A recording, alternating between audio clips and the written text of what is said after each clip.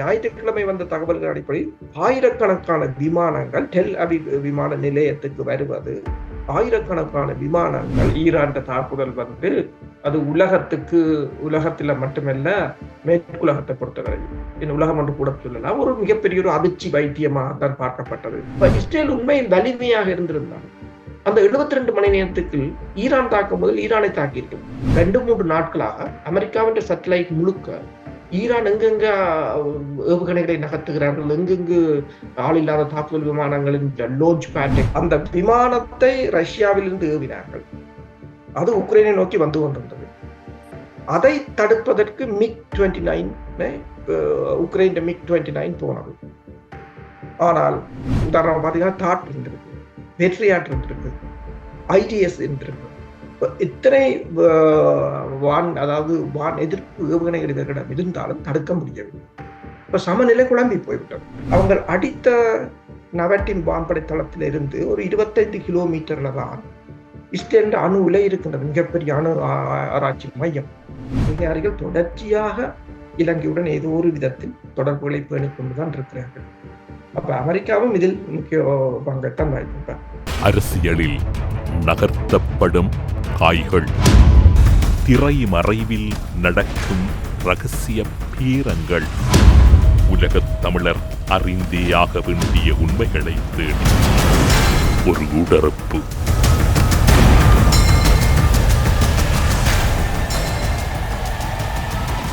பிரித்தானியாவில் இருக்கும் கலாநிதி பிரபாகரன் எல்லோராலும் நன்கு அறியப்பட்ட இராணுவ ஆய்வாளர் வேல்ஸிலிருந்து அருஸ் அவர்களை ஊடறுப்பு நிகழ்ச்சியோடு இணைத்திருக்கின்றோம். ஊடறுப்பு நிகழ்ச்சியின் சார்பில் உங்களை வரவேற்பதில் மகிழ்ச்சி. வணக்கம். வணக்கம் தமிழரசு. ஊடறுப்பு நேயர்களுக்கு அன்பார்ந்த வணக்கங்கள். இஸ்ரேல் மீது ஈரான் கடந்த வாரம் எதிர்பாராத விதமாக பலத்த தாக்குதல் ஒன்றினை மேற்கொண்டிருந்தது. அதனுடைய தொடர்ச்சியாக எல்லோரும் எதிர்பார்த்து கொண்டிருந்தார்கள் இஸ்ரேல் ஈரான் மீது ஒரு பலமான தாக்குதல் ஒன்றை நடத்துவதற்கான வாய்ப்பு இருப்பதாக. ஆனால் இஸ்ரேல் ஈரான் மீது தாக்குதல் நடத்தி இருக்கின்றது. அந்த தாக்குதல் தொடர்பில் இஸ்ரேல் இன்று வரை உறுதிப்படுத்தாத சூழ்நிலையில் முன்னுக்கு பின் முரணான தகவல்கள் தொடர்ந்து கொண்டிருக்கின்றன. ஈரான் தரப்பிலும் அவை தொடர்பில் முழுமையாக எந்த ஒரு கருத்தும் வெளியிடப்படவில்லை. இராணுவ ரீதியாக இந்த தாக்குதல் கேந்திர முக்கியத்துவம் வாய்ந்தது ஒன்றாக பார்க்கப்படுகின்றதா? இஸ்ரேலினுடைய தாக்குதல் ஈரானினுடைய எல்லைகளுக்குள் சென்றது உண்மையா? அது தொடர்பில் இராணுவ நிலைப்பாடுகள் எப்படி இருக்கு? உண்மையில் அதாவது ஏப்ரல் 14 இடம்பெற்ற தாக்குதல், ஈரான் தாக்குதல் வந்து அது உலகத்துல மட்டுமல்ல மேற்குலகத்தை பொறுத்தவரை உலகம் என்று கூட சொல்லலாம் ஒரு மிகப்பெரிய ஒரு அதிர்ச்சி வைத்தியமாகத்தான் பார்க்கப்பட்டது. ஏனென்றால் யாருமே தொட முடியாத இலக்கு. அடுத்தது என்ன பிரச்சனை என்று சொன்னால், உலகிலேயே மிக வலிமையான வான் பாதுகாப்பு படையை அல்லது சாதனங்களை கொண்ட அமெரிக்கா, பிரித்தானியா, இஸ்ரேல் என்ற 3 நாடுகள் பிரான்சும் இணைந்து இந்த நாடுகளுடைய கவசத்தை உடைத்தது வந்து ஒரு மிகப்பெரிய ஒரு பேசுபொருளாகத்தான் இருந்தது. இஸ்ரேலுக்கு திருப்பி அடிக்க வேண்டும். ஆனால் அமெரிக்காவை பொறுத்தவரையில் அமெரிக்கா இதற்கு மிகப்பெரிய ஒரு அழுத்தங்களை கொடுத்திருந்தது, அடிக்க கூடாது என்று சொல்லி. என்ன பிரச்சனை என்று சொன்னால், இவர்களுக்கு ஏற்கனவே இப்ப இஸ்ரேலாக இருக்கலாம், அமெரிக்காவா இருக்கலாம், இவர்கள் ஏற்கனவே ஈரானை திருப்பி இனிமேல் எதிர்காலத்தில் தாக்க முடியாது என்று இவர்கள் வெளியில் சொல்லாவிட்டாலும் அவர்கள் அதனை தீர்மானித்து விட்டது போலதான் தெரிகிறது. ஏனென்றால் நீங்கள் பாருங்கள், ஈரான் தாக்கம் முதல் 72 மணி நேரத்துக்கு முன்னர் அமெரிக்காவுக்கும் அருகில் உள்ள அரபு நாடுகளுக்கும் சொல்லிவிட்டது, நாங்கள் தாக்க போகிறோம் என்று சொல்லி 72 மணி நேரத்துக்கு முதல் அவர்கள் தகவல் கொடுத்து விட்டார்கள். இஸ்ரேலுக்கும் அது தெரியும். எனவேதான் இவர்கள் இந்த விமானங்கள் எல்லாம் ஆயத்தமாக இருந்தன. இஸ்ரேல் உண்மையில் வலிமையாக இருந்திருந்தால் அந்த 72 மணி நேரத்துக்கு ஈரான் தாக்கும் முதல் ஈரானை தாக்கியிருக்கலாம். ஈரானின் எங்கெங்கு இப்ப இரண்டால் ஒரு 2-3 நாட்களாக அமெரிக்காவின் சேட்டலைட் முழுக்க ஈரான் எங்கெங்க ஏவுகணைகளை நகர்த்துகிறார்கள், எங்கெங்கு ஆளில்லாத தாக்குதல் விமானங்களின் லான்ச் பேட்டை கொண்டு போகிறார்கள் என்று அவதானித்துக் கொண்டே இருந்தது என்று சொல்லியிருந்தார்கள். அதை தாக்கியிருக்கலாம், அவர்கள் தாக்கவில்லை. சரி, ஈரான் தாக்கி கொண்டிருக்கும் போது கூட அவர்கள் அங்கிருந்து ஏவுகணையை அடித்திருக்கலாம், அதுவும் அடிக்கவில்லை.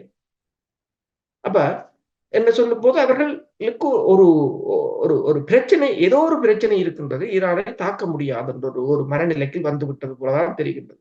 அப்ப ஆனாலும் என்ன பிரச்சனை என்று சொன்னால், ஈரானை இயன்ற வரை தாக்க தாக்காமல் ஈரானை சமாளிக்கத்தான் முயன்றார்கள். அது முடியவில்லை. ஆனால் தாக்கிய பிற்பாடு தாக்க வேண்டிய ஒரு சூழ்நிலை, தங்கள் இமேஜை தக்க வைக்க வேண்டிய ஒரு சூழ்நிலை. 3 4 ட்ரோன்கள் தாக்கியதாக, அதாவது 19ஆம் தேதி ஈரான் சுப்ரீம் லீடர் பிறந்த தினம் அன்றுதான் அந்த தாக்குதலை நடத்தி இருக்கிறார்கள். அப்ப அது 3 4 தாக்குதல் விமானங்கள், அதாவது ஆளில்லாத தாக்குதல் விமானங்கள் தான் தாக்கியதாக கூறுகிறார்கள். அதுவும் பஹான் என்ற ஈரான் மத்திய பகுதியில் உள்ள ஒரு மாநிலம். அந்த மாநிலத்துக்கு ஒரு முக்கியத்துவம் என்னவென்று சொன்னால், அங்கு பெருமளவான படைத்தளங்கள் இருக்கின்றன, வான்படைத்தளங்கள் இருக்கின்றன. அது மட்டுமல்லாது அணு ஆயுத திட்டத்தின் முக்கிய புள்ளி அதுதான் என்று சொன்னால், அங்க யுரேனியத்தை செறிவாக்குகின்ற இடங்கள் இருக்கின்றன, ஹெவி வாட்டர் ஃபேக்டரி இருக்கின்றன, அணு சக்தி ஆராய்ச்சி மையம் இருக்கின்றன, அணு உலைகள் இருக்கின்றன, எல்லாம் அங்குதான் இருக்கு. ஆனால் அணு உலை தாக்கப்படவில்லை என்பதை ஐக்கிய நாடுகள் சபையின் பிரதிநிதிகள் அங்கு இருக்கிறார்கள். ஈரான் அந்த அதாவது யுரேனியம் செறிவாக்குவதை கண்காணிப்பதற்காக இருக்கிறார்கள். அவர்கள் உடனடியாகவே போய் பார்த்துவிட்டு சொல்லிவிட்டார்கள். முதல் செய்தி வந்தது என்றால், ஈரான் அணு உலையை தாக்கிவிட்டோம் என்று அவர்கள் சொல்லிவிட்டார்கள். அணு உலை எந்த விதத்திலும் பாதிப்படையவில்லை என்று. இப்ப அவர்கள் கூறியிருக்கிறார்கள், S-300 வகை ஏவுகணைகளையும் ரடார் நிலையம் ஒன்றும் தாக்கி இருக்கிறோம் என்று அதுக்குரிய சேட்டலைட் படங்களை போட்டிருக்கிறார்கள். நானும் வந்து சேட்டலைட் படங்களை பார்த்தேன். அது பெருசா கிளியர் இல்லாத படங்கள், ஆனால் அதை அவர்கள் காட்டுகிறார்கள். இதுல S-300 இருந்தது, ரடார் இருந்தது, அதைத்தான் தாக்கி இருக்கிறார்கள். அதே போல அவர்கள் இஸ்ரேல் செய்மதி படங்களையும் போட்டிருக்கிறார். நீங்கள் பார்த்தீங்கன்னு சொன்னால், இந்த ஈரான் அந்த பஹான் மாநிலத்தில் தாக்குதல் நடக்கிறது இது முதல் தடவை அல்ல. அதாவது ஜனவரி மாதம் ஒரு ஆளில்லாத தாக்குதல் விமானம், அது அட்டமிக் அணு உலை மீது விழுந்து படித்திருந்தது. மேல் கூரையில் தான், உள்ளுக்கு சேதம் இல்லை. சேதம் வந்து கட்டிடத்துக்கு தான், அணு உலைக்கு சேதம் இல்லை என்று அப்போது ஜனவரி மாதம் அப்போது கூறுகின்றார்கள். இப்ப அவர்கள் கூறுகிறார்கள் என்றால், அந்த தாக்குதல் விமானங்களும் கூட இஸ்ரேலிலிருந்து ஏவப்படவில்லை என்று சொல்லியும், இஸ்ரேல் தனக்குள்ள உளவு அமைப்புகளை பயன்படுத்தி, ஈரானுக்கு உள்ள எதிர்ப்பு படையினரை பயன்படுத்தி ஈரானுக்கு உள்ளுக்குள் வைத்துத்தான் அந்த விமானங்கள் ஏவப்பட்டிருப்பதாகவும், வெளியிலிருந்து வந்தால் இவர்களின் வான் எதிர்ப்பு படையினர் சுட்டு வீழ்த்துவார்கள் என்றும் கூறியிருக்கிறார்கள். அதே சமயம் ஒன்றை கூறுகிறார்கள், 3 இடங்களில் தாக்கியதாக. ஒன்று சிரியா, மற்றது ஈராக். இப்ப ஈராக்கில் நீங்கள் பார்த்தீங்கன்னா, வயல்வெளிக்கில் பல நீண்ட தூர ஏவுகணைகள் வீழ்ந்து கிடக்கின்றன. யார் சுட்டு வீழ்த்துகிறது என்று தெரியவில்லை. புகைப்படங்கள் வெளியாகிக் கொண்டிருக்கின்றன. ஆனால் அதை அந்த ஏவுகணையின் நீங்கள் அந்த சீரியல் நம்பரை வைத்து பார்க்கலாம், எந்த நாட்டினுடைய சொல்லி. அது இஸ்ரேல் ஏவுகணை என்றுதான் கூறுகிறார்கள். இஸ்ரேல் ஏவுகணை சிரியாவின் வயல் பகுதிகளில் மன்னிக்கவும், ஈராக்கின் வயல் பகுதிகளில் விழுந்துகிறார். யார் சுட்டு விடுத்தினது என்று இன்னும் தெரியவில்லை. அப்ப நீங்கள் பார்த்தீங்கன்னு சொன்ன அந்த தாக்குதலை பொறுத்தவரையில், இப்ப நீங்களும் நானோ கூட இஸ்ரேல் தாக்கும் என்று சொல்லும் போது, இஸ்ரேல் மிகப்பெரிய வீரியமாக மிகப்பெரிய ஒரு தாக்குதலை செய்யும் என்றுதான் எல்லோரும் எதிர்பார்த்தது. ஆனால் இந்த தாக்குதலை விட இஸ்ரேல் இதை தாக்காமல் இருந்திருக்கலாம் போல் தான் தெரிகின்றது. ஏனென்றால் இந்த தாக்குதலை மேற்குலக ஊடகங்கள் ஊதி பெருசாக காட்டினாலும், உண்மையில் அந்த தாக்குதலை மேற்கொண்டது வந்து தன்னை இன்னும் பலவீனமாக காட்டியதாகத்தான் கருத்தில் கொள்ளப்படும். என்னவென்று சொன்னால், இப்போ ஈரானை பொறுத்தவரையில் நீங்கள் பார்த்தீங்கன்னு சொன்னால், இன்னும் அவர்களோட மோரல் பவர் வந்து பூஸ்ட் பண்ணியிருக்கு இந்த தாக்குதலுக்கு பிற்பாடு. என்னன்னு சொன்னால், இவர்கள் இனி தாக்க மாட்டார்கள் என்ற ஒரு அல்லது தங்களை தாக்க அஞ்சுகிறார்கள் என்ற ஒரு தோற்றப்பாடு அவர்களுக்கு எழுந்திருக்கின்றது. இந்த தாக்குதல் இடம்பெற்ற போது, நீங்கள் முன்னர் குறிப்பிட்டது போன்று, இஸ்ரேல் மீது ஈரான் தாக்குதல் நடத்திய போது தாங்கள் இப்படியான ஒரு தாக்குதலை தொடுத்திருக்கின்றோம், இத்தனை மணித்தியாலங்களுக்கு பின்னர் அந்த தாக்குதல் அந்த இந்த இஸ்ரேலினுடைய பகுதிகளுக்குள் இடம்பெறுவதற்கு வாய்ப்பு இருக்கின்ற என்கின்ற அறிவிப்பை ஈரான் வெளியிட்டிருந்தது. ஆனால் ஈரானினுடைய இஸ்பஹான் மாகாணத்தில் இந்த தாக்குதலை மேற்கொண்ட பின்னர் இத்தை வரைக்கும் இஸ்ரேல் தரப்பில் உத்தியோகபூர்வமான எந்த ஒரு தகவலும் வெளியிடவில்லை. அமெரிக்காவை தளமாக கொண்ட பாதுகாப்பு செய்தி நிறுவனங்கள் இந்த செய்தியை வெளியிட்டிருக்கின்றன. அப்படியாயின் இங்கு என்ன விடயம்? இஸ்ரேல் உண்மையில் தாக்குதல் நடத்தியதா, அல்லது இந்த தாக்குதல் நடத்தியவர்கள் ஏன் கூறுவதற்கு அஞ்சுகின்றார்கள்? அமெரிக்காவினுடைய உத்தியோகபூர்வ தரப்புகள் வெளியிடாமல் பாதுகாப்பு தரப்பை மேற்கோள் காட்டி செய்திகள் வெளியாகின்றன. தாக்குதல் நடத்திய பின்னர் தான் இஸ்ரேலுக்கு கூட இந்த தாக்குதல் தெரியுமா? இப்படியான ஒரு குழப்பம் இருக்கின்றது அல்லவா? ஒரு பெரும் போருக்கு தயாரான 2 நாடுகள் என்று கூறப்பட்ட நிலையில் ஒரு நாட்டினுடைய செயற்பாடு ஒட்டுமொத்தத்தில் எல்லோரையும் சந்தேகம் கொள்ள வைப்பது போன்று உங்களுக்கு தென்படவில்லையா? தாக்குதல் இடம்பெற்றது 19ஆம் தேதி. 17ஆம் தேதி என்று நினைக்கின்றேன் இந்த ட்விட்டர் தளத்தில் ஈரான் ஒப்சர்வர் என்ற ட்விட்டர் தளத்துல ஒரு செய்தி வெளியாக இருந்தது. அதாவது அமெரிக்கா ஈரானுடன் நேரடியாக தொடர்பு கொண்டு கேட்டார்களா, இஸ்ரேல் உங்களுக்கு ஒரு சிம்போலிக்கா ஒரு தாக்குதலை மேற்கொள்ளும், அதை நீங்கள் அனுமதியுங்கள், நீங்கள் திருப்பி தாக்காதீர்கள், நீங்கள் அனுமதியுங்கள் என்னும் போது இதில் நிறைய பொலிட்டிக்ஸ் இருக்கின்றது. இழந்த மானத்தை காப்பாற்றுவது போன்றதான் அவர்கள் இந்த தகவலை வெளியிட்டிருந்தார்கள். ஈரான் ஒப்சர்வர் இஸ்ரேல் ஒரு தாக்குதல் மாதிரி ஒன்றை ஒரு சிறிய அளவில் மேற்கொள்ளும், பெரிய அளவில் உங்களுக்கு தாக்கம் வராது, அதை நீங்கள் திருப்பி தாக்க வேண்டாம், அதை ஏற்றுக்கொள்ளுங்கள் என்று கூறியிருந்தார்கள். அந்த செய்தி அடுத்தடுத்த நாள் தான் இந்த தாக்குதல் இடம்பெற்றிருக்கின்றது. நீங்கள் கூறியது சரி. இப்ப இஸ்ரேல் எதையும் கூறவில்லை. இஸ்ரேல் வளமையாக அவர்கள் ஒன்றை கூறுகிறார்கள் சொன்னால், இஸ்ரேல் வளமையாக இப்ப உதாரணமா பார்த்தீங்கன்னு சொன்னால், சிரியாவின் தலைநகரில் இருக்கிற ஈரான் தூதரகத்தை தாக்குனதையும் இஸ்ரேல் இதுவரையில் உரிமை கோரவில்லை. டிசம்பர் மாதம் லெபனானில் வைத்து ஈரான் ஒரு ஜெனரலை படுகொலை செய்திருந்தார்கள், அதனையும் அவர்கள் உரிமை கோரவில்லை. இஸ்ரேல் பெருமளவான வெளியில் நடக்கின்ற தாக்குதல்களை இஸ்ரேல் உரிமை கோருவதில்லை. அப்படி சில சமயம் விட்டு செல்லலாம். ஆனால் இது ஒரு என்னென்று சொல்வது, இது இஸ்ரேல் வெளிய போய் ஈரான் தாக்கியதுக்கு பதிலடி. அப்ப அதுக்கு உரிமை கூறாமல் மறைக்க வேண்டிய அவசியம் இல்லை. இது இரண்டால் ஈரான் தாக்கியது, இஸ்ரேல் தாக்க போகிறது, இஸ்ரேல் படைத்தரப்பே பல தடவைகள் கூறியிருக்க நாங்கள் திருப்பி தாக்குவோம் என்று. அதே போல அமெரிக்காவும் பிரித்தானியா உட்பட பல நாடுகள் இஸ்ரேலை திருப்பி தாக்க வேண்டாம் என்று கூறியது எவ்வளவோ தகவல்கள் வெளிவந்தது. அதுக்கு பிற்பாடு இடம்பெற்ற தாக்குதல் தான் இது. சில சமயங்களில் நான் யோசிக்கின்றேன் என்றால், இந்த தாக்குதல் ஃபெயிலியர் என்றபடியால் இஸ்ரேல் அதனை சிலபடி இது மிகப்பெரிய தாக்குதல், மிகப்பெரிய ஒரு வெற்றிகரமான தாக்குதல், ஈரான் அணு உலைகளை தகர்த்து அல்லது பெருமளவில் நாசங்கள் ஏற்பட்டால் சில வேளை உரிமை கோரியிருக்கலாம். இந்த தாக்குதலை அவர்கள் உரிமை கோருவதற்கு அவர்கள் விரும்பவில்லையோ தெரியவில்லை. ஆனால் தாக்குதல் இடம்பெற்றதாக கூறியது நீங்கள் கூறியது போல அமெரிக்கா. அப்ப ஒரு தாக்குதல் ஒன்றை நடத்திவிட்டு சில வேளை அமெரிக்கா தான் செய்தார்களோ உள்ளுக்கு வைத்து என்று தெரியாது. ஏனென்றால் ட்ரோன் வெளியில் இருந்து வரவும் இல்லை, ட்ரோன் உள்ளுக்கு இருந்து தான் ஏவப்பட்டிருக்கின்றது. அமெரிக்கா தான் இந்த தகவலை கூறியிருக்கின்றது. உடனடியாக பிரித்தானியாவின் பிரதமர் ரிஷி சுனாக் கூறியிருந்தார், இஸ்ரேலுக்கு ஈரானை தாக்குவதற்குரிய உரிமை இருக்கின்றது, என்னென்று சொன்னால் ஈரான் தாக்கியபடியா என்று உடனடியாக அவர் கூறிவிட்டார்கள். இப்ப இந்த தாக்குதலை விட தாக்குதல் தொடர்பான பிரச்சாரம் தான் மிகப்பெரிய அளவில் இருந்தது. தாக்குதல் சேதம் இருக்கோ இல்லையோ தெரியாதோ, அந்த தாக்குதலை மிக பூதாகரமாக இப்ப சில மேற்குள்ள ஊடகங்களை நீங்க பார்த்தீங்கன்னு சொன்னால் 3 நாடுகளை ஒன்றாக இஸ்ரேல் தாக்கியது என்று. இன்னும் 3 நாடு என்றால் சிரியாவையும் ஈராக்கையும் ஈரானையும் தாக்கியதைத்தான் அவர்கள் அவ்வாறு கூறுகிறார்கள். அப்ப இதில் ப்ரொபகண்டா தான் பெருசா இருக்கே தவிர அந்த தாக்குதலின் வீரியம் அவ்வளவா அந்த பிரச்சாரத்துக்கு அளவுக்கு இல்லை. நீங்கள் கூறுவது போலதான் எல்லாம் ஒரு குழப்பம், ஒரு கன்ஃபியூஸா. இஸ்ரேல் உரிமை கூறவில்லை, முதல் முறையாக அமெரிக்கா தான் அதனை கூறுகின்றது, ஈரானுக்கே சில பேருக்கு அங்கு தெரியவில்லை, மேலேதான் வெடிப்பதற்கு கேட்டதாக கூறுகிறார்கள், ஏவுகணை வந்ததற்கான அந்த தடயங்களும் இல்லை என்னும் போது பல கேள்விகளுக்கு விடையற்றதாகத்தான் இருக்கின்றது. இங்கு 2 இஸ்ரேல் ஈரானுடைய போர்வழி சமநிலை என்பது கேள்விக்குட்படுத்தப்படுகின்றது அல்லவா? ஈரான் உலக வரலாற்றிலேயே முதல் முறையாக பலமான ஒரு தாக்குதலை நடத்தி இருக்கின்றார்கள். இராணுவ ரீதியான சமநிலையில் அவர்களுடைய நிலையை என்று பலர் விமர்சனங்களுக்கு உட்படுத்தினாலும் அவர்கள் சற்று மேலே அந்த நிலையில் இருக்கின்றார்கள்.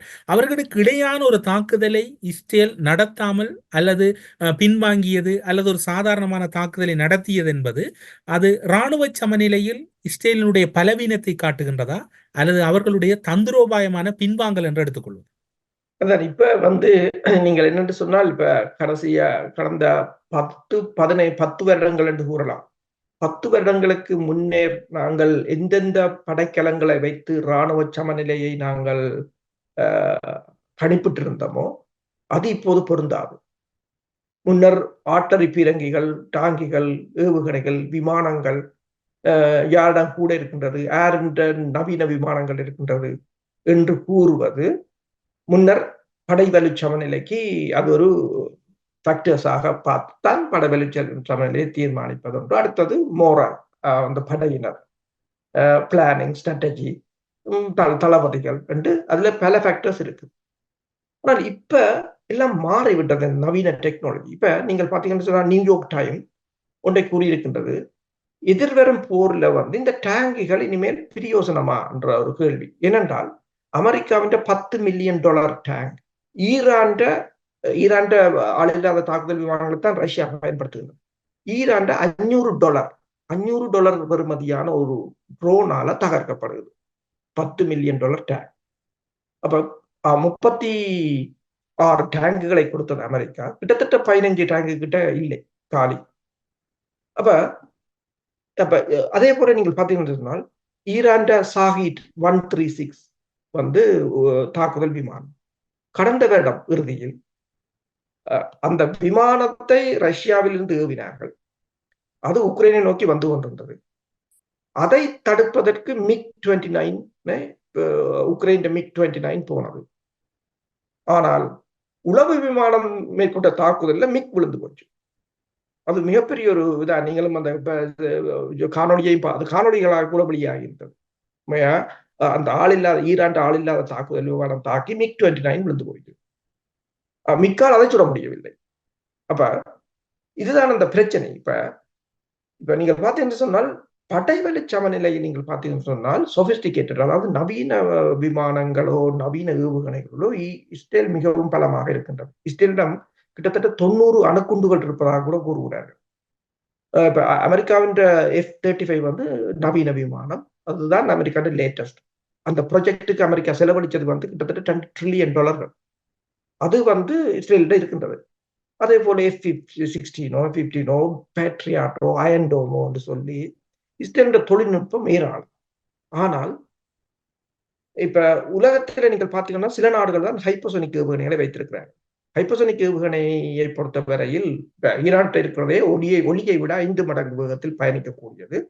அது அதன் பாதையையும் மாற்றக்கூடியது. அதே போல ரஷ்யாவிட்ட இருக்கிறது கிட்டத்தட்ட 10 மடங்கு வேகத்துல பறக்கும், கின்சா. அப்ப ஆனால் இப்ப அந்த ஹைப்பர்சோனிக் ஏவுகணையை பொறுத்தவரையில அமெரிக்காவிடம் இருக்கின்றது, ரஷ்யாவிட இருக்கிறது, ஈரான்ட்ட இருக்கின்றது, சீனாட்ட இருக்கின்றது, வடகொரியாட்டையும் இருக்கின்ற கூறுகிறார்கள் இப்போது டெஸ்ட் பண்ணது. ஆனால் இவ்வளவு நாட்டில் இருந்தாலும் களமுனையில் டெஸ்ட் பண்ணது 2 நாடுகள் தான். ஒன்று ரஷ்யா, இரண்டாவது ஈரான். ஏனென்றால் நீங்கள் எந்த ஆயுதத்தையும் வைத்திருக்கலாம், களமுனையில் அதை எதிரியின் முழுமையான வான் பாதுகாப்பை உடைத்து சென்று தாக்கும் டெஸ்ட் பண்ணுவதுதான் முக்கியமானது. அதனை அவங்க 2 பேரும் செய்து பார்த்திருக்கிறாங்க. அவங்க உக்ரைன்ல செய்திருக்கிறாங்க, இவங்க அன்றைக்கு, அதாவது கடந்த 14ஆம் தேதி பார்த்திருக்காங்க. நான் கூறியது போல நீங்க பாத்தீங்கன்னா இராணுவ சமநிலையில் இஸ்ரேல் மேலதான் நிற்கிறது. ஈரான்கிட்ட இருக்கிற விமானங்களோ அல்லது டேங்குகளோ பெருமளவில் இருக்கலாம், ஈரான் தொகையில் ஈரான்கிட்ட கூட, ஆனால் நவீனத்துவத்தில் இஸ்ரேல்கிட்ட கூட. ஆனால் இருந்த போதும், அதாவது உலகிலேயே மிகவும் பாதுகாப்பான அதாவது பூமி பந்தில மிகவும் பாதுகாப்பான 2 வான்படை தளங்கள் என்று சொன்னால், ஒன்று இஸ்ரேலின் நவட்டிம் வான்படை தளம், அடுத்தது ரம்சான் வான்படை தளம். 2 வான்படை தளங்கள்லாம். அந்த 2 வான்படை தளங்களும் ஒன்றில் 5 ஹைப்பர்சோனிக் ஏவுகணையும், இன்னொன்றில் 2 விழுந்து வெடித்திருக்கின்றன. அதை இவர்களின் அத்தனை நவீன, உதாரணம் பார்த்தீங்கன்னா தாட் இருந்திருக்கு, பேட்ரியாட் இருந்திருக்கு, IDS இருந்திருக்கு. இத்தனை அதாவது வான் எதிர்ப்பு ஏவுகணைகள் இவர்களிடம் இருந்தாலும் தடுக்க முடியவில்லை. இப்ப சமநிலை குழம்பி போய்விட்டது. இப்ப இந்த சமநிலையை பொறுத்தவரையில் ஈரான் அணுகுண்டு தேவையில்லை. அந்த மிசைலே இரண்டால் அவங்க அடித்த நவட்டின் வான்படை தளத்தில இருந்து ஒரு 25 கிலோமீட்டர்ல தான் இஸ்ரேல் அணு உலை இருக்கின்றது, மிகப்பெரிய அணு ஆராய்ச்சி மையம். அப்ப அதுக்கு அடிச்சவனுக்கு இது அடிக்கிறது பெரிய வேலை இல்லை. அவங்க அதை அடிக்க விரும்பவில்லை. என்றால் அவர்கள் இந்த போரை, அதாவது என்ன கூறுகிறார்கள் என்றால் 3 முனையில் ஈரான் இந்த வெற்றியை சம்பாதித்திருக்கிறது. 3. 1, ஈரான், இவர்கள் எல்லோரும் எதிர்பார்த்தது ஈரான் நேரடியாக தாக்காது, ஈரான் தன்னை ஹிஸ்புல்லாக்களையோ அல்லது எதிர்ப்பு படையினரையோ வைத்து தாக்கும். அது நடைபெறவில்லை. ஈரான் நேரடியாக இஸ்ரேலை தாக்கியிருக்கிறது. 2வது, இந்த தாக்குதலால் ஒரு பிராந்திய போர் ஏற்படாமல் ஈரான் பார்த்துக் கொண்டிருக்கின்றது. அதை கேர்ஃபுல்லா தான் திட்டமிட்டிருக்கிறாங்க. ஏனென்றால் பெருமளவில் சேதம் ஏற்படக்கூடாது, மக்கள் கொல்லப்படக்கூடாது, பெரும் அழிவுகள் ஏற்படக்கூடாது. ஆனால் இஸ்ரேலை தாக்கியதாக இருக்கும், அதுவும் முக்கியமான இடத்தை தாக்கியதாக இருக்கும். அது 2வது. 3வது சொல்றாங்க, இஸ்ரேல் திருப்பி தாக்கவில்லை. அப்ப இந்த 3லும் அவங்க 3ஐயும் சாதித்திருக்கிறாங்க என்றார். இப்ப நீங்கள் யோசிக்கலாம், படை வழி சமநிலை என்றால் என்ன என்ற ஒரு சிக்கல் எழும்பி இருக்கின்றது. இப்ப ஈரானுக்கும் இஸ்ரேலுக்கும் இதை வைத்து நாங்கள் படை சமநிலையை கணிப்பது என்பது மிகப்பெரிய சிக்கல். அதுதான் இப்ப நியூயார்க் டைமாக இருக்கலாம் அல்லது வாஷிங்டன் போஸ்டாக இருக்கலாம், எல்லோரும் இப்போது அதைத்தான் ஆய்ந்து கொண்டிருக்கிறார்கள். என்றால் இந்த உக்ரைன் போரை நீங்கள் எடுத்து பார்த்தாலும், ஹமாஸின் தாக்குதலை நீங்கள் எடுத்து பார்த்தாலும், அடுத்தது ஈரான் இந்த தாக்குதலை எடுத்து பார்த்தாலும் எல்லாம் குழப்பிய ஒரு நிலை. அப்ப ஒரு ஆய்வாளரை பொறுத்தவரையில், அவர் இந்த ரஷ்ய டுடேயில ஆய்வு எழுதுறவர், அவர் கூறியிருக்கின்றார், அதாவது அக்டோபர் 7 எவ்வாறு ஹமாஸ் இஸ்ரேலை குழப்பியதோ அதே போல ஒரு குழப்பத்தை ஈரான் செய்துவிட்டு போய்விட்டது. இஸ்பஹான் மாகாணத்தில் இந்த தாக்குதல்கள் இடம்பெற்ற போது அவை உள்ளிருந்து அந்த தாக்குதல் இடம்பெற்றிருக்கலாம் என்று நீங்கள் குறிப்பிடுகின்றீர்கள். ஒருவேளை உள்ளிருந்து அந்த தாக்குதல் இடம்பெற்றிருந்தாலும் கூட ஈரானினுடைய அந்த ராடார் கருவிகள், விமான எதிர்ப்பு செயலணிகள் இயங்கவில்லையா, அல்லது அவை இந்த இடத்தில் அவற்றினுடைய நிலைமைகள் எவ்வாறு இருந்ததாக பாதுகாப்பு நோக்கர்கள் கூறுகின்றனர்? அதான் நான் கூறினேன். என்று சொன்னால், இப்போது ஆள் இல்லாத தாக்குதல் விமானங்கள் மிகப்பெரிய ஒரு சவால். இப்ப நீங்கள் பார்க்கலாம், ரஷ்யாவில கூட ரஷ்யாவுடைய நாடாளுமன்றத்தின் கூரையில விழுந்து படிச்சிருக்கு. இப்ப இஸ்ரேல்ல கூட நீங்கள் பார்த்தீங்கன்னு சொன்னால் இஸ்ரேல் எல்லா பகுதியிலும் விழுது. ஈரான் ஆள் இல்லாத தாக்குதல் விமானம் இஸ்ரேல் நாடாளுமன்றத்துக்கு மேலால பறந்து போகிறார்கள். இப்ப அது பெரிய பிரச்சனை என்னவென்று சொன்னால், ஒன்று அதை பெருமளவில் பயன்படுத்தும் போது அல்லது மிக தாழ்வான உயரங்களில் பயன்படுத்தும் போது அது ரடார் திரைகளில் சிக்குவது கஷ்டம். அதனை சரி, கண்டுபிடித்தாலும் அதனை தொடர்ச்சியாக நீங்கள் ஏவுகணை மூலம் தாக்க முடியாது. என்னன்னு சொன்னால் செலவு அதிகம். இப்ப அன்றைக்கு நீங்கள் பார்த்தீங்கன்னு சொன்னால் ஈரான் தாக்குதல், ஈரானுக்கு செலவு 60 மில்லியன் தான். ஆனால் அவங்க செலவழிச்சது கிட்டத்தட்ட 1200 மில்லியன் டாலர்களை செலவழித்திருக்கிறார். ஆனால் இப்போ ஒரு கேள்வி வருகிறது. உக்ரைன் ஒன்றை கேட்டிருந்தது. உக்ரைன் கேட்டிருந்தது, ஏன் இஸ்ரேலை நீங்கள் அவ்வாறு காப்பாற்றினது போல எங்களை காப்பாற்ற முடியாது? அது அப்ப ஐரோப்பிய ஒன்றியத்தின் கொள்கை பிறப்பிச்ச போரல் ஒன்றை கூறியிருந்தார், இஸ்ரேல் வேறு, நீங்கள் வேறு. அடுத்தது என்னென்றால், இப்ப இஸ்ரேலுக்கு கூட ஈரான் தொடர்ந்து அடிக்கும் என்று சொன்னால் இவர்கள் காப்பாற்ற முடியாது. அது ஒருக்கா காப்பாற்றினாங்க, இவ்வளவு செலவழிச்சு. ஒவ்வொரு நாளும் 1200 மில்லியன் டாலர்களை செலவழிக்கலாமா என்றால் ஏலாது, இந்த நாடுகளால் ஏலாது. அதான் இந்த மிகப்பெரிய ஒரு சிக்கல். இப்போ இந்த ட்ரோன், இந்த ஆர்டிபிஷியல் இன்டெலிஜென்ஸ் என்று சொல்லி இந்த தொழில்நுட்பம் சில இடங்களில், இப்ப ரஷ்யா கூட சில இடங்களில் அதை விட்டு விடுகிறது. ஏனென்றால் அதை அடிப்பதை விட அதால் வர இழப்புகளை சரி செய்வது இலகுவானம் என்ற ஒரு போர்வையில் தான் அவர்கள் இருக்கிறார்கள். இப்ப உக்ரைனும் அதைத்தான் எதிர்கொள்கின்றது. இப்ப நான் முன்னர் கூறியது போல, அதாவது MiG-29 எவ்வாறு வீழ்த்தினார்கள் என்று சொல்லி, அதாவது இன்று வரையிலும் பேட்ரியாட் ஏவுகணைகளை வச்சிருந்தாலும் கூட யுக்ரைன் தலைநகர்ல விழுந்து படித்துக் கொண்டுதான் இருக்கின்றது. அதே போல ரஷ்யாவுக்கும் அங்கு போய் விழுந்து படித்துக் கொண்டுதான் இருக்கின்றது. இப்ப இந்த வான் எதிர்ப்பு படையினை இப்ப நீங்கள் பார்த்தீர்கள் சொன்னால் இஸ்ரேலை இப்ப எடுத்து பாருங்க. காணொலிகளை நீங்கள் பார்க்கும்போது இஸ்ரேலின் உள் பகுதியில் எல்லாவற்றிலும் அவர்கள் பறந்து கொண்டிருக்காங்க. சுட்டு விழுத்தாது வேறு விடயம். உங்கள் நாட்டின் எல்லையை கடந்து உங்கள் பாதுகாப்பை உடைத்து உள்ளுக்கு வந்து விட்டது. அது அங்கு வைத்து நீங்கள் சொல்றீர்களோ இல்லையோ. இதுதான் அந்த பிரச்சனை. இப்ப இது ஈரானுக்கு மட்டும் இல்ல, எல்லா நாட்டுக்கும் ஒரு தலையடியான ஒரு பிரச்சனையா தான் இருக்கு. இவ்வாறான பாதுகாப்பு அச்சுறுத்தல்கள் நிலவிக் கொண்டிருக்கின்ற போது ஈரான் இஸ்ரேலினுடைய விமான நிலையங்களின் செயற்பாடுகள் எப்படி இருக்கின்றன? சுமூகமாக இருக்கின்றதா? அல்லது அங்கும் தொடர்ச்சியான அச்சுறுத்தல் நிலவிக் கொண்டிருக்கின்றதா? சர்வதேச ரீதியாக கேந்திர முக்கியத்துவம் வாய்ந்த இடங்களாக இருக்கக்கூடிய 2 நாடுகளிலும் இருக்கக்கூடிய சர்வதேச விமான நிலையங்கள், ஏனைய விமான நிலையங்களுடைய தற்போதைய நிலவரம் என்னவாக இருக்கு? இந்த தாக்குதல் இடம்பெற்ற போது ஈரான் தனது வான்பரப்பை மூடியிருந்தது சில மணி நேரங்கள். கிட்டத்தட்ட ஒரு 8 விமானங்கள் திருப்பி விடப்பட்டதாக கூறப்பட்டது. ஆனால் இஸ்ரேலுக்கு ஏற்பட்ட சேதம் கூட. இப்ப இஸ்ரேல் தான் தாக்கியது ஈரானை.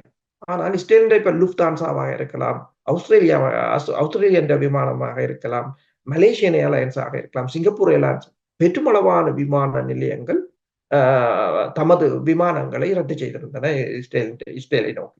அது மட்டுமில்லாது பல நாடுகள் இஸ்ரேலில் இருக்கிற மக்களை வெளியேற சொல்லி கூறியிருந்தார். இஸ்ரேலின் பொருளாதாரம் ஏற்கனவே மிகப்பெரிய ஒரு பாரிய இழப்பை சந்தித்திருக்கு. ஞாயிற்றுக்கிழமை வந்த தகவல்கள் அடிப்படையில் ஆயிரக்கணக்கான விமானங்கள் டெல் அவிவ் விமான நிலையத்துக்கு வருவது, ஆயிரக்கணக்கான விமானங்கள் ரத்து செய்யப்பட்டிருக்கிறது என்று கூறியிருக்கிறார்கள். கேன்சல் பண்ணப்பட்டிருக்கிறது என்று ஆயிரக்கணக்கு.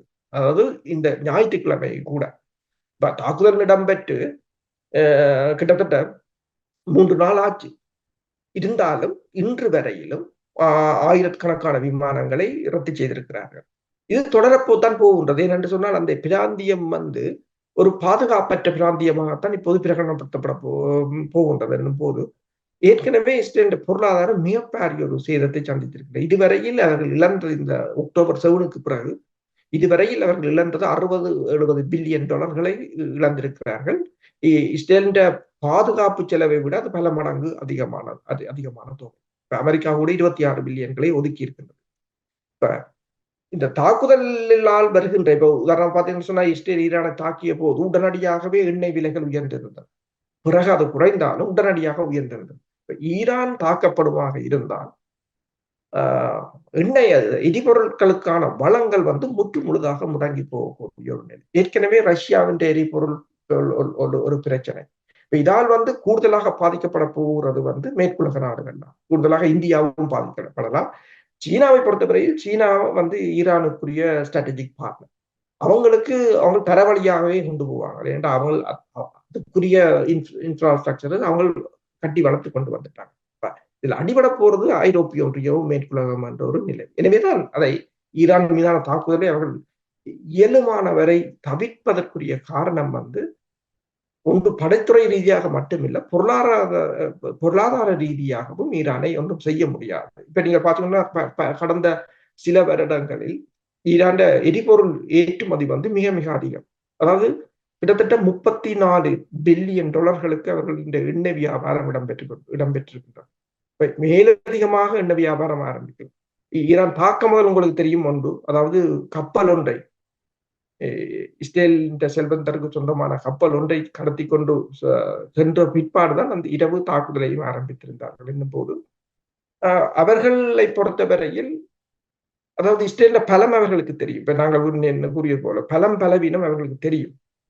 ஆனால் பலவீனம் தெரிந்து அவர்கள் தாக்குகிறார்கள் என்னும் போது அவர்களுக்கு ஏதோ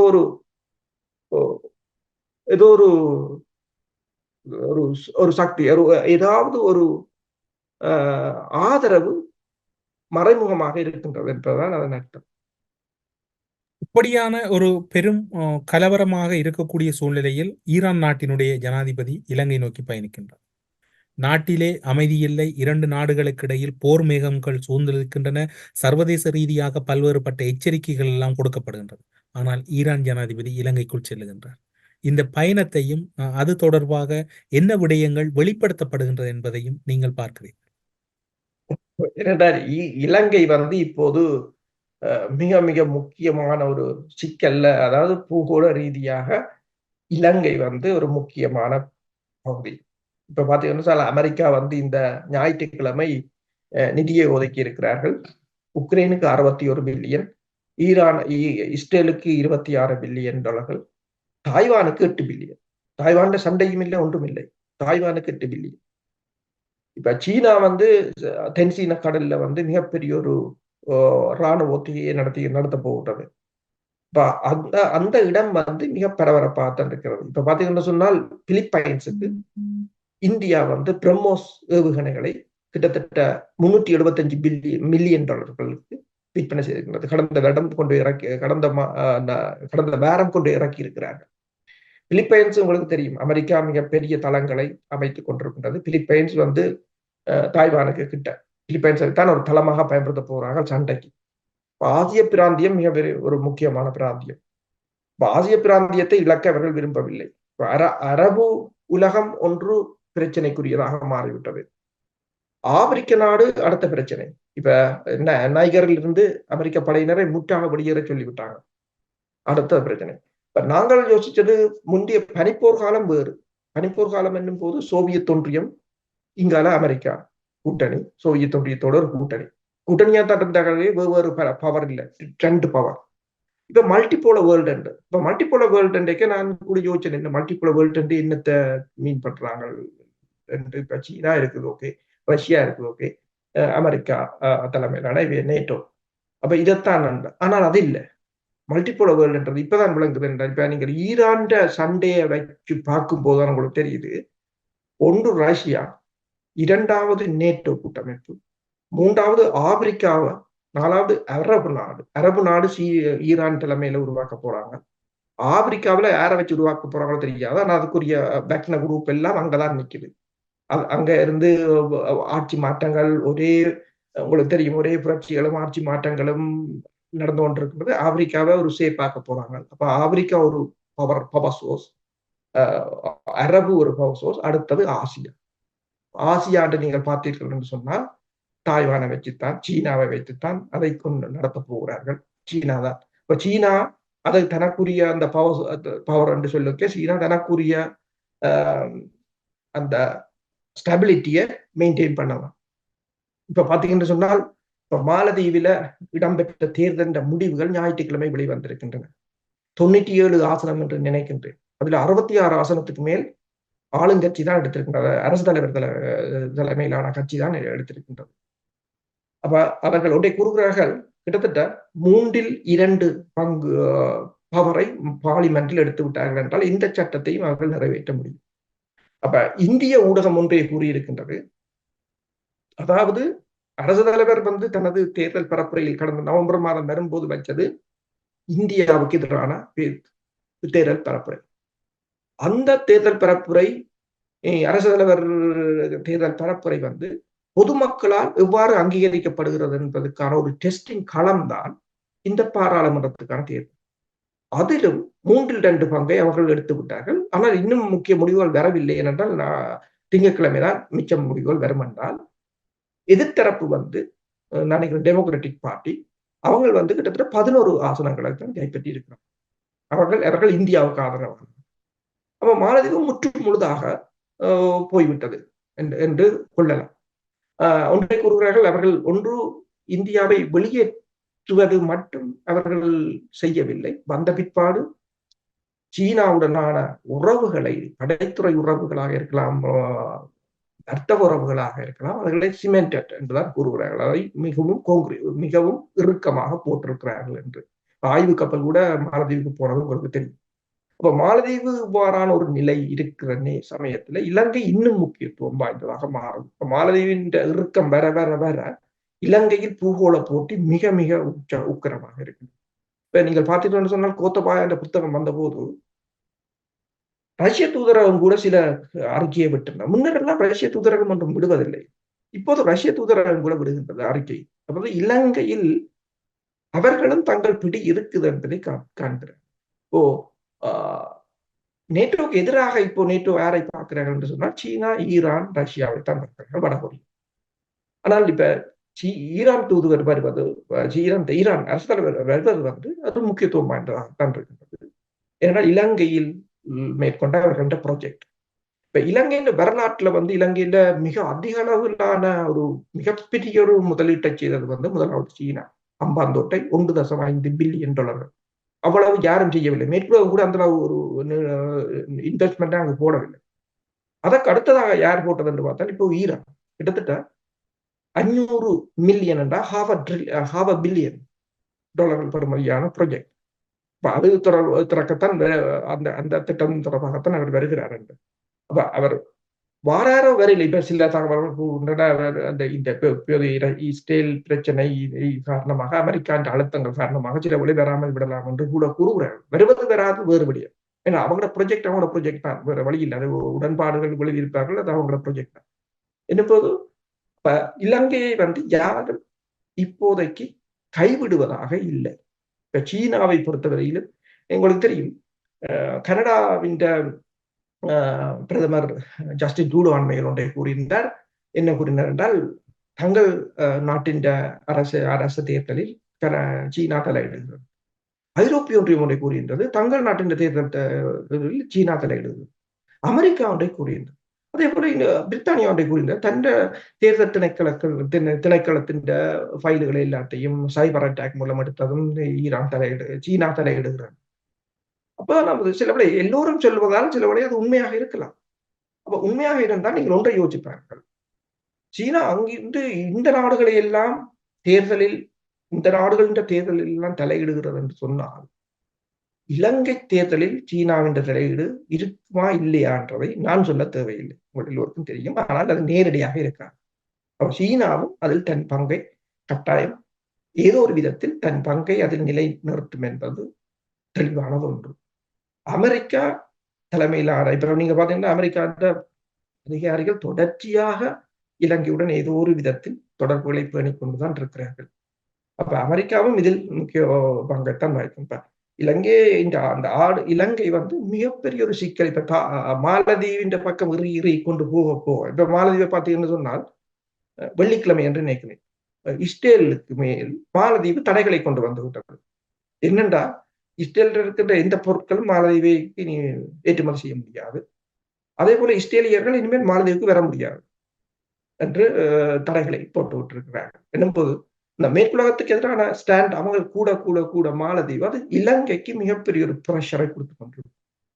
ஈரான் இஸ்ரேல் யுத்தம் தொடர்பிலும் அதனுடைய நீட்சியாக உலக அளவில் ஏற்பட்டிருக்கக்கூடிய மாற்றங்களும், தற்போது ஈரான் ஜனாதிபதி இலங்கை நோக்கிய பயணமும், மாலைதீவில் இடம்பெற்றிருக்கக்கூடிய அரசியல் சார்ந்திருக்கக்கூடிய முக்கியமான விடயங்களும் தொடர்பிலும், போர்வழி சமநிலையில் இப்போதைய உலகில் எவ்வாறான கணிப்புகள் மேற்கொள்வது சாலச் சிறந்தது என்கின்ற பல்வேறுபட்ட விடயங்களை ஊடறுப்பு நிகழ்ச்சியின் வாயிலாக வெளிப்படுத்தியமைக்கு சிறப்பு நன்றிகளோடு உங்களிடம் விடைபெற்றுக் கொள்கிறோம். நன்றி, வணக்கம்.